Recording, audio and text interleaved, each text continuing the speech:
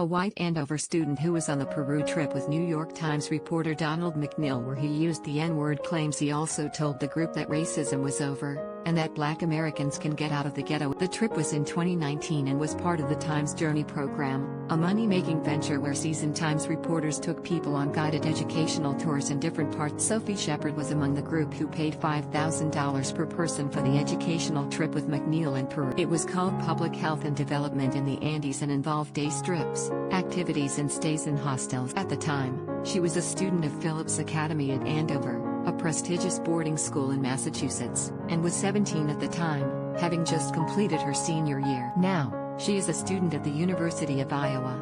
It's unclear if all of the kids on the trip were from the school, or if she'd arranged it privately. She told the Times in an article published on Sunday that the N-word was not the only racist thing. According to her, he also said, "It's frustrating because Black Americans keep blaming the system, but racism is over. There's nothing against them anymore. They can get out of the ghetto." Shepard said she tried to argue with him but that he shot back, "This is the thing with these liberal institutions like Andover. They teach you the world should be like this, but that's not how." She said that he was grumpy but that she felt sorry for him.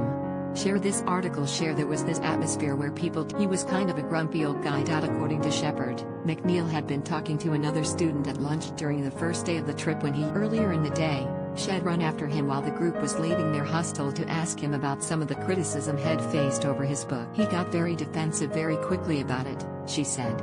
She then felt terrible and like she had come off like another student who was there told the Times that when Shepard used the N-word, he was unapologetic. "I'm very used to people, my grandparents or people's parents, saying things they don't mean that are insensitive. You correct them, you tell them, you're not supposed to talk like that, and usually people are pretty apologetic and responsive to be." And he was not, that student said. The Times published her comments on Sunday along with more details about McNeil's resignation. He will continue working at the Times until March 1st and is declining to comment on the scandal until then. He resigned last week after 150 staffers wrote a letter demanding that the students complain to the Times at the time of the incident, and Dean Baquet, the newspaper's executive editor, wanted to fire him, but McNeil's union. One source said that the union was going to take the newspaper to arbitration to the issue resurfaced in a Daily Beast article earlier this month.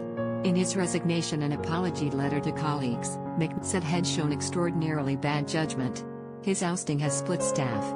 Some say he didn't deserve to have his career end over a single word. Others have pointed to the fact that he was one of the Times' best COVID-19 reporters who featured regularly on the newspaper's podcast. In response to Shepard's claims, McNeil told the Times, "I'm sure we'll have different memories of conversations that took place that